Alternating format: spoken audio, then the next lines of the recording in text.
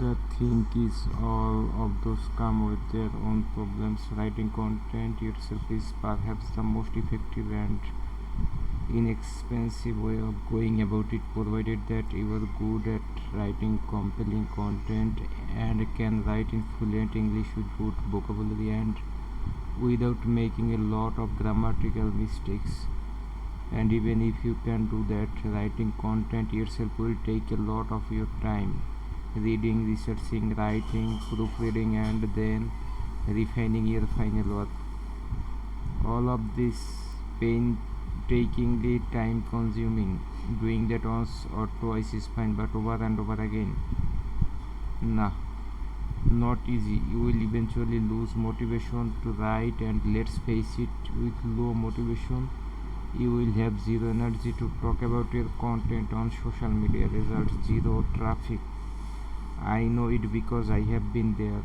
I have set up so many WordPress blogs, but after writing 4 or 5 posts, I ran out of motivation and those blogs sit there without making any money, which means that writing yourself isn't the right long-term solution. Now, with that out of the equation, you decide maybe you should hire Tony Robbins.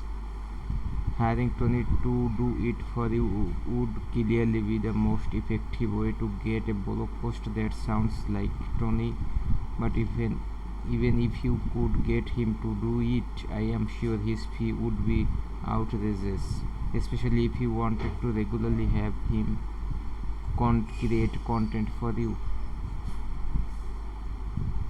which means that hiring an actual big time expert isn't the right long term solution. Now, with that high of cost simply out of the question, you decide to simply steal Tony content and hope he doesn't notice that you are using his content for your blog.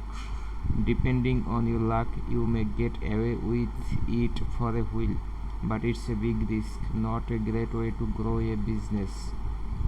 And at some point, it won't be very friendly on your pocket, as you may need to hire a lawyer to help deal with the lawsuit that could come your way. So, stealing someone's content, no matter how big they are, isn't a great idea either. You figure there must be a solution out there. I thought so too. So I kept looking and realized what I needed.